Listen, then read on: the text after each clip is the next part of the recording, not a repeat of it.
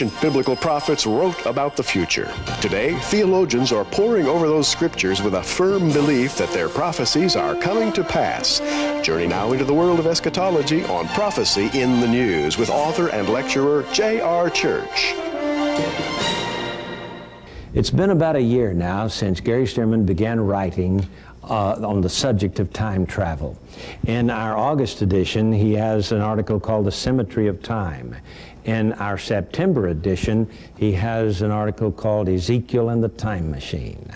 And coming up for the October edition of our magazine, he's going to be talking about time in a circular way. Gary, here you talked about the symmetry of time. Now we're going to talk about the cycles of time on today's program, and it'll come in October's magazine, right? Right. And J.R., it's amazing the degree to which the Bible speaks of the subject of time as a malleable substance, if you will, something that you can dip into, something that you can move through, and the Lord can do it and does it very often. When he sees time, J.R., he sees it from the outside. He looks toward the past, toward the future. He sees the whole thing as some kind of a unit. I have also written on the prophet Ezekiel and how he traveled through time.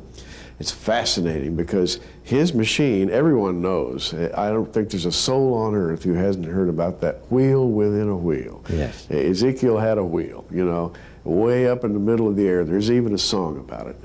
And that wheel, if you will, may provide a little bit of a clue about time, because today we're going to talk about the circular nature of time. Ezekiel's wheels got me to thinking about time and the circle.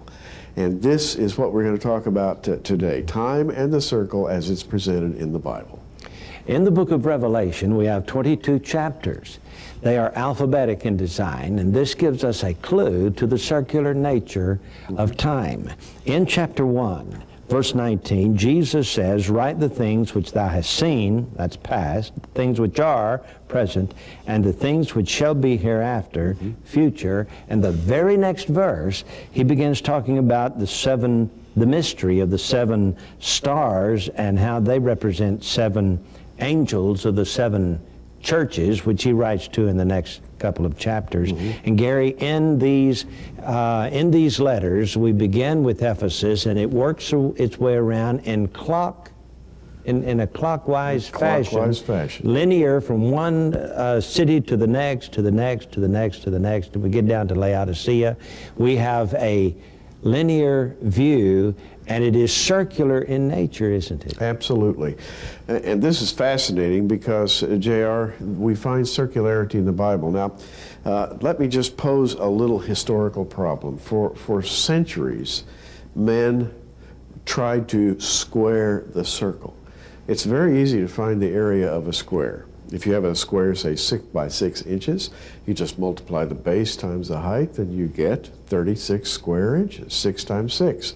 However, if you have a 6-inch circle, what's the factor that you use to measure the area of that circle, or to find the circumference and the relationship between the diameter and the circumference of a circle?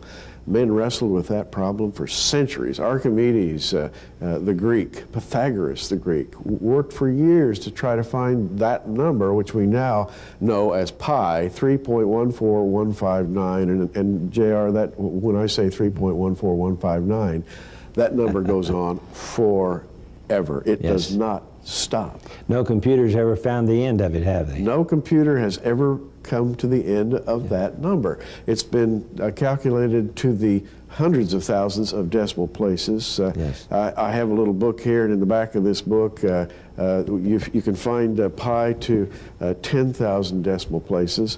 That makes pi a number that the scientists, the Pythagoreans back in the days of the Greek, thought of as a kind of mystical or metaphysical number that reaches beyond this dimension into the next dimension, and there lies the heart of our story.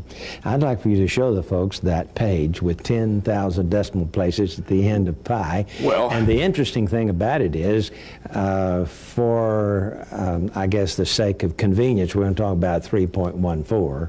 I'll tell you, I'm holding the book up, and it's going to show. It's going to show better. We'll get a close-up so that you can see all these digits. Yeah. And JR, all the digits mean one thing. They mean that in this dimension where we live right now, you cannot perfectly square the circle. That is to say, this number never comes to an end.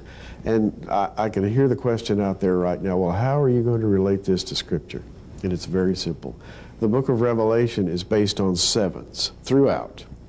As we have just seen, the 7 churches are the first of those sevens that we see, but we also have the judgments of God poured out in 3 sets of 7. We have Revelation with 22 chapters, and if you divide 22 by 7, JR, you get 3.14, which is an approximation of pi. That is that metaphysical number that reaches on into the next dimension. Yes, you know, on the cover of our book, The Mystery of the Menorah and the Hebrew Alphabet, we have the menorah design here, which talks about the symmetry of time, and we have then the letters of the alphabet around in a circle, which gives us the cycles of time. Absolutely. And so time travel, time dimension, the time-space dimension, is one of the most fascinating things, subjects to discuss. There are a lot of television programs and movies about going back in time. You know, the 7 Days program where they get in this time machine and go back 7 days and correct the disaster that just occurred, try to eliminate disasters. And then there's Early Edition, where this Gary Hobson, you know, gets the newspaper a day early and he runs around and saves people's lives. Yeah, all of that, of course, is the fictional view, but in reality there is an eternity. And the interesting thing about all of these programs, they are spiritual in nature. They are. But we might be quick to tell you that the fortune teller with her crystal ball and the horoscope also, on the dark side, I think, tries to dabble in the future, foretelling the future, looking into the future and trying to stave off the problems. This is something that's been around for centuries with the human race. Oh, yeah, and there's a specific injunction in the Bible against trying to peer into the future using these dark methods. But JR, nevertheless, people try it, and their record is woeful. If you really look at their predictions versus what actually came true, they don't have any kind of record at all.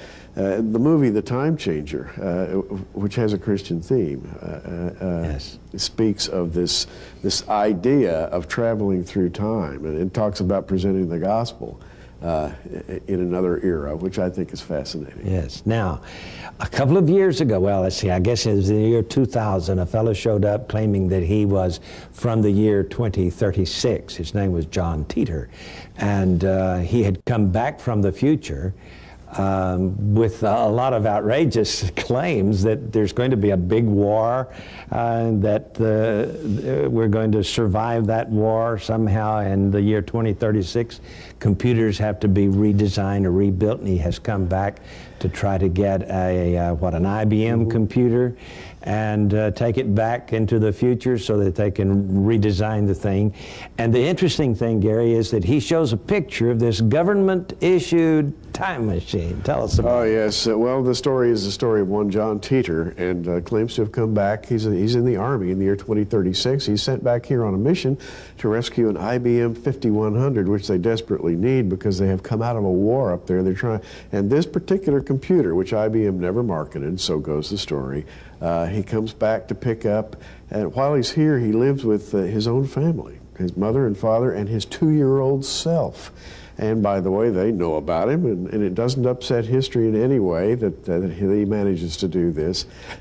He posts his story on the internet, starting in November of 2000, ending in March of 2001.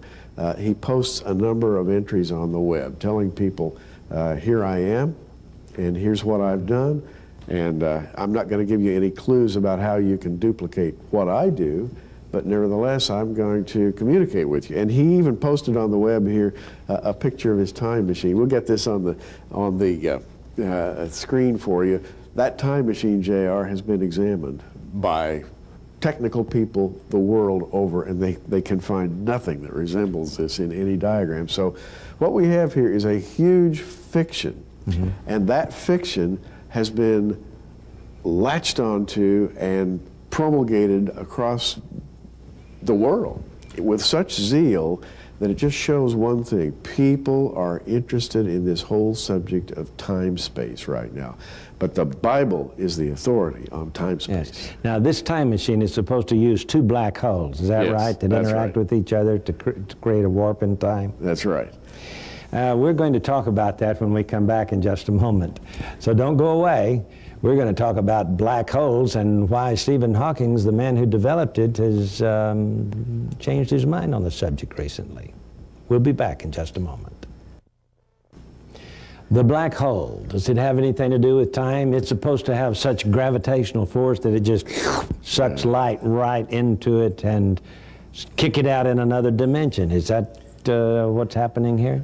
Well, you know, J.R., John Teeter, the fictional John Teeter, has this suitcase-sized time machine with two portable black holes in it. The interaction of those is supposed to produce a field of such strength that it enables you to jump through gravity. It produces gravitational waves, and you can jump through time-space.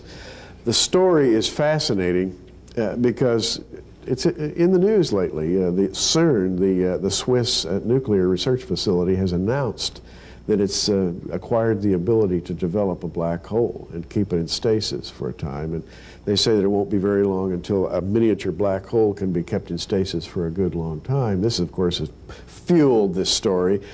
Stephen Hawking, the mathematician, has been one of the greatest followers of the John Teeter story, and supposedly, if the rumors are correct, he's adjusted his theories about time-space. J.R., all this leads me back to the Bible, because we have our Master, the creator of the universe, routinely handles time and space as though there's just nothing to it at all. And I think it's the idea that's gotten into man's mind to travel through time and through space really comes from the Bible. The Lord has done it. It's given man the idea that he can copy what the Lord has done, and time-space is central to the understanding of Scripture, which brings us back to the book of Revelation. And we have here the mystery of the seven churches. Revelation 1:20, the mystery of the seven stars which thou sawest in my right hand, the seven golden candlesticks, that would be the menorah. The seven stars are the angels of the seven churches. The seven candlesticks which thou sawest are the seven churches. And J.R., those seven churches are said to be a mystery. And time is associated with those seven churches in a linear fashion. You've written about it. I suppose hundreds of expositors that have written about Revelation have written about the linear time of the churches, beginning with Ephesus, which would represent the period from about A.D. 33 maybe to A.D. 100 or so with the death of the Apostle John, the apostolic age, and going from there. Maybe it would be good to review this because... Yes, the message of Smyrna would be around A.D. 316, and all of the persecutions of the church. Pergamos then from A.D. 316, when Rome adopted Christianity under Constantine. And according to Scofield's notes, that begins at A.D. 316, goes to the end of time. And then there would be Thyatira somewhere around A.D. 500 to 1500, a 1,000-year period there. And then Sardis, the period of the Reformations, and Philadelphia, then the true church, the developing of Philadelphia and Laodicea from the early 1700s until the present. So what we have, as J.R. just laid it out, we have a timeline. Now, when was this timeline laid out? Well, it was laid out maybe, what, AD 96? Yes, AD 96, when John took a trip into the future. He took a trip into the future. And just as though there's nothing to it at all, he laid out this timeline for us. It begins with the age of apostolic zeal, Ephesus. It goes into the degeneration into paganism, Smyrna. It goes into Pergamos, which is the church that represents the church having married into the world. Thyatira, the church in idolatry. and that would be during the Middle Ages. Sardis, the dead church being revived, that would be the time of the Reformation. Philadelphia, the time of the great missionary movements, perhaps 1700 to 1900. And then finally Laodicea, the church that is wealthy, increased with goods, but spiritually it has gone to seed. And so here's this timeline of topical ideas, going from apostolic zeal all the way to complete degeneration. And then, JR, what happens after that? You go right back to the beginning, revival. And so what we have, in addition to a timeline, we have a circle. And these 7 churches are circular in nature. That is to say, they begin with apostolic zeal, they climb to a peak, and then they begin to degenerate, and finally the circle is complete, and you come back to a new revival. And this has been the cycle of the ages. Shall we say the cycle of the church age has been marked by a number of these cycles of apostolic zeal, leading off into generation, coming back around the circle again to apostolic zeal, and we call these revival periods. And you know, even a single church, if you take just a single church and look at its history from inception to the present, you can actually see the developments of these various phases of church growth. It's been said that every church, given long enough, will go through these 7 phases. And what we're talking about here then is the idea of squaring the circle. I think it's fascinating, speaking metaphysically, that the kingdom is spoken of as represented by the number 4. Well, 4 is the square, 4 sides. 4 is a regular polygon. It's easy to deal with mathematically. It's sort of solid. It's real. But you know what? The circle represents something that's just a little bit higher than that on the metaphysical chain. Pi, as we have said, can never be fully worked out. It goes on forever. And that's exactly what Revelation does. It has 22 chapters that start with John and just go right on out into the far, far future where there's no end. Past the millennial reign of Christ to the coming down of the holy city, New Jerusalem, the new heavens and the new earth.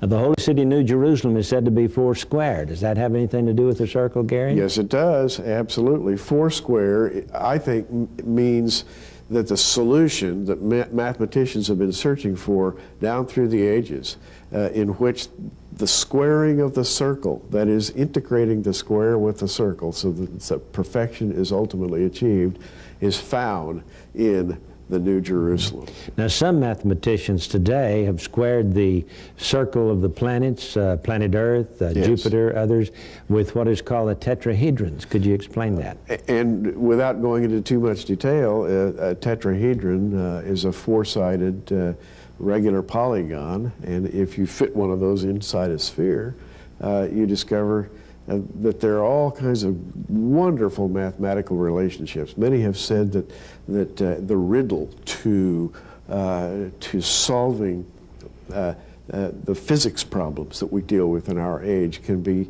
found in what they call hyperdimensional physics. Now, I'm not going to go into hyperdimensional physics, but just simply to say that when you look at the book of Revelation and you say, I'm reading this, but I can't put all these events together in my head so that they make linear sense, I think you have finally come to the point where thousands of other people have come, and that is, you can't square the circle in our dimension. You have to go to the next dimension. And that's where John went, and he saw all these things, and he related them to us, but it's like trying to fit a square peg into a round hole to bring these descriptions back to our time-space line. Now, there are certain points around the globe, such as the Bermuda Triangle at 19.5 degrees above the equator, and there are other points 19.5 degrees below the equator. And all of these fit within the tetrahedron, not only of planet Earth, but also, say, for example, the big eye of Jupiter is at 19.5 degrees. Yeah, and again, we're talking about the geometry that goes all the way back to Pythagoras and Archimedes, where they attempted to integrate various polygons together to solve spiritual questions. And this is the fascinating thing. Yeah.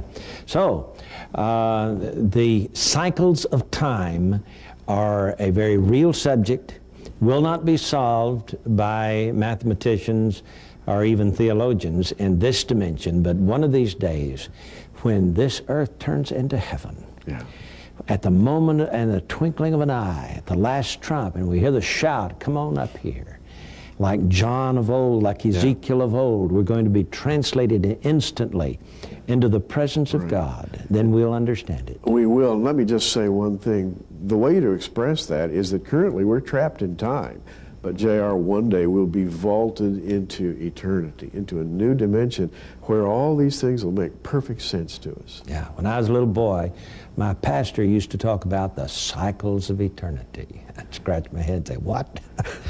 One day we'll understand it. We'll be back in just a moment. The cycles of time are a fascinating subject. Time travel, on the other hand, is something entirely different. We know that the prophets of the Bible traveled through time, only into the future. Gary, they never did go into the past. Actually, they did not, JR, and it remains to be seen just how time travel, as we visualize it, is possible. The one thing you can be sure of is that the creator of this universe invites you to travel with him into that future glorious kingdom, the New Jerusalem, where all of these things we're talking about will be merged into a physical reality that's glorious beyond description. Wow, what a wonderful day that's going to be. Yeah. If you don't know Christ as your Savior, trust him today. He can give you eternal life. This is J.R. Church and Gary Stimmerman. Until next time, keep looking up.